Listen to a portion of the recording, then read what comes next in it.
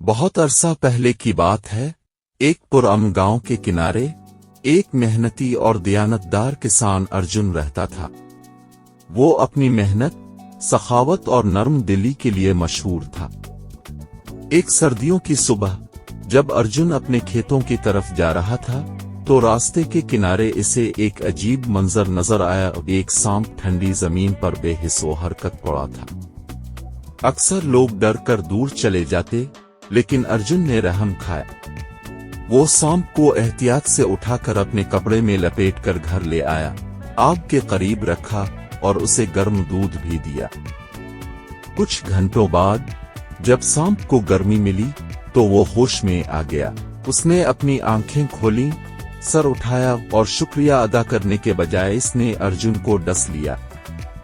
ارجن پیچھے ہٹا، تکلیف سے کرہا اور دکھ سے کہا، میں نے تمہاری جان بچائی، پھر بھی تم نے مجھے ہی کاٹ لیا۔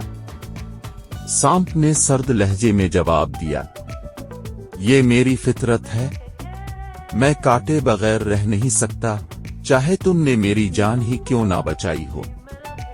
ارجن نے زخم پر ہاتھ رکھا، مگر اس کے چہرے پر ایک دھیمی مسکراہٹ تھی۔ اور مدد کرنا میری فطرت ہے۔ مجھے تمہیں بچانے کا افسوس نہیں، لیکن آج ایک سبق ضرور سیکھا ہے۔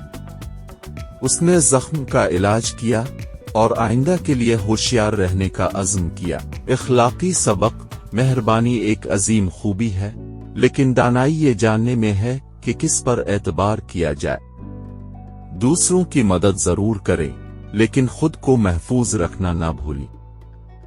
ہر کوئی آپ کی نیکی کا بدلہ شکر گزاری سے نہیں دیتا، کچھ لوگ صرف اپنی اصلیت دکھاتے